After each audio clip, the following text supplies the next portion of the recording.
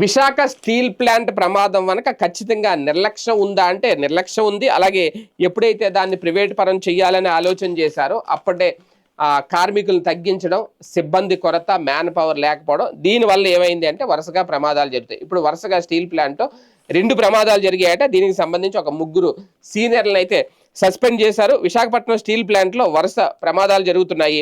Steel melt stop 1లో 2 ప్రమాదాలు చోటు చేసుకున్నాయి. ఉదయం 5:20 సమయంలో కంటిన్యూస్ కాస్టింగ్ సెక్షన్లకు పంపడానికి 28వ నెంబర్ లారీలను అయితే సిద్ధం చేశారు. పైనుండే ట్రాక్ మీదుగా స్టీమ్ ట్రాన్స్ఫర్ కారు ద్వారా తరలించే సమయంలో ఆ లారీలకి ఒక పెద్ద హోల్ పడిందట, రంధ్రం పడింది.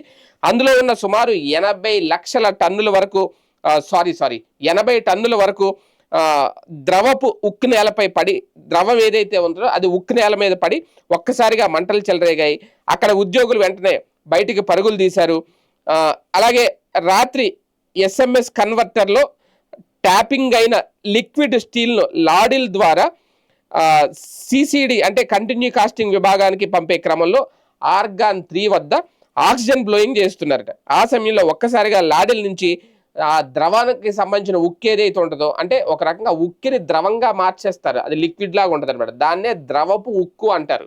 అది బయటకు వచ్చిందట. ఎప్పుడైతే బయటకు వచ్చిందో మంటలు వచ్చాయి.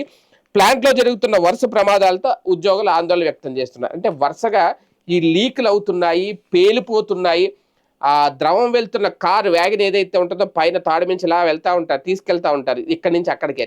అది మధ్యలో లీక్ అయి కారిపోవడం, ఒకేసారిగా పేలిపోవడం వల్ల ఈ ప్రమాదాలు సంభవిస్తున్నాయి. అయితే దీనికి కారణం ఏంటంటే నిపుణులు, అనుభవంతో ఉన్న నిపుణులు లేకపోవడం అనేది కొంతమంది చెప్తున్నారు. షిఫ్ట్కి 20 మంది వరకు ఉండారు, ఇప్పుడు 10 మంది 12 మందికి వెళ్ళిపోయారు. దాంట్లో మళ్ళీ సెలవుల మీద ఉన్న వాళ్ళు ఉంటారు కాబట్టి పర్యవేక్షణ కొరవడుతోంది, దాంతో ప్రమాదాలకు కారణం అవుతోంది అనేది. అయితే ఈ నేపథ్యంలోనే 3 సీనియర్లను కూడా సస్పెండ్ చేశారట. ఇటీవల లాడిల్ పేలుడు ఘటనలో మరణించిన ఉద్యోగి గోల్డ్ కుమార్ మృతదేహాన్ని ఆయన సొంత రాష్ట్రం బీహార్కి విమానంలో తరలించే బాధ్యత కూడా యాజమాన్యం HR విభాగానికి అప్పగించింది. అయితే విమానం అందుబాటులో లేకపోవడంతో AC అంబులెన్స్లో పంపించారు అనేది. ఏది ఏమైనా విశాఖ స్టీల్ ప్లాంట్లో జరుగుతున్న వరుస ప్రమాదాలతో కార్మికులు అయితే భయాందోళన చెందుతున్నారు.